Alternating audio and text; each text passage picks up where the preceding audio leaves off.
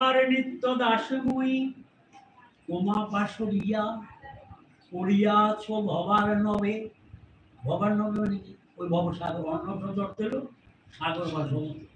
পড়িয়াছ ভবার নবে মায়াবদ্ধ হইয়া, কৃপা করি কর মুরে পদ ধূলি সম, তোমার সেবক করো তোমারই সেবক। ওই নন্দ তনুজ, নন্দের দেহ থেকে যা জন্ম অর্থাৎ সন্তান নন্দ। নন্দ কৃপয়া তব পাদপম পদস্থিত ধূলি সদৃশ,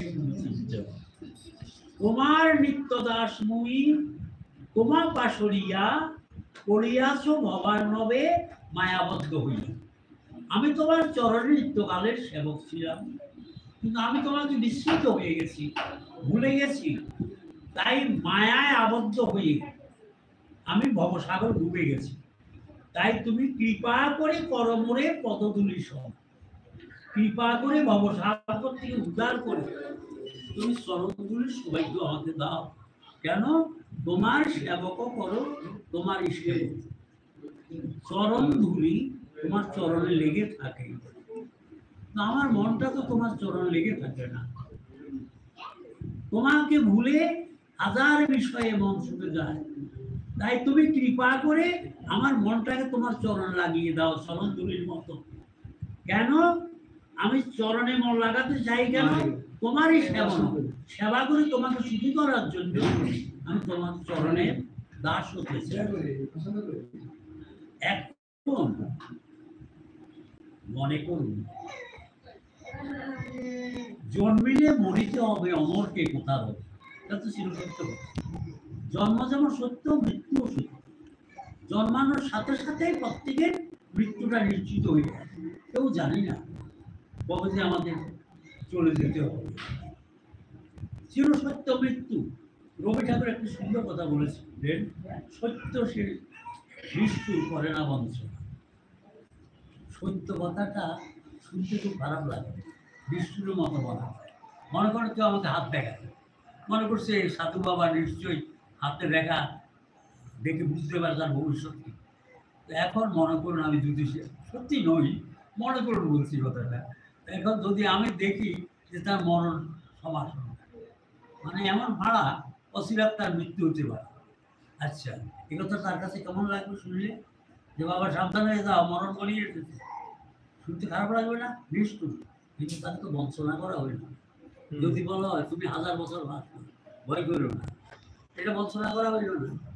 দেখলাম যে তার মরণ কাছে, কিন্তু বললাম দীর্ঘজীবী তুমি হবে, এটা তো বঞ্চনা করা হইল। এই যে রবীন্দ্রনাথ ঠাকুর এই জন্য বলেছিলেন, সত্য সে নিষ্ঠুর কিন্তু করে না বঞ্চনা। তাইলে মরণটা সবার জন্য মনে হয় যেন খুব নিষ্ঠুর বার্তা, নিষ্ঠুর সংবাদ, কিন্তু শুধু বঞ্চনা করা সত্যি কথা। একদিন আসবে, ছিল সত্য। ভাগবত আপনারা শ্রবণ করেন, আমরা শ্রবণ করি। এখানে শুনেছেন কে? মুখ্য চরিত্রে মহারাজ পরীক্ষিত। কখন শুনেছিলেন? মৃত্যুর 7 দিন আগে থেকে মৃত্যুর মুক্ত পর্যন্ত 7 দিন 7 রাত্রি অবিরত ভাগবত শ্রবণ করেছেন।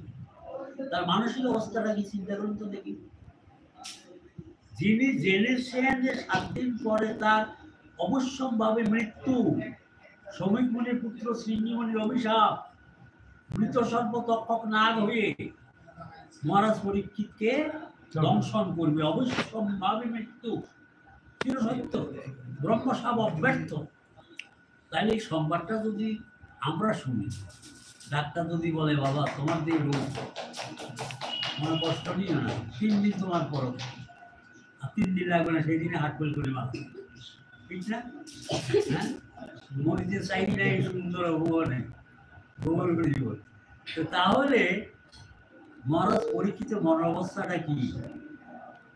তিনি হস্তিনার অধিপতি, ধর্মরাজ যুধিষ্ঠির পাণ্ডবেরা কুরুক্ষেত্র যুদ্ধের পরে শ্রীকৃষ্ণের সহায়তায় যে ধর্মরাজ্য উদ্ধার করেছিলেন, সে রাজ্যের শাসনের দায়িত্বটা কার উপরে দিলেন? শ্রীকৃষ্ণ যখন অন্তর্ধান করলেন সংবাদ শুনে, ধর্মরাজ যুধিষ্ঠির চলে গেলেন স্বর্গের পথে, মহাপ্রস্থানের পথে। পিছনে পিছনে ছোট ভাই অর্জুন নকুল সহদেব তারা অনুগমন করলেন। স্ত্রী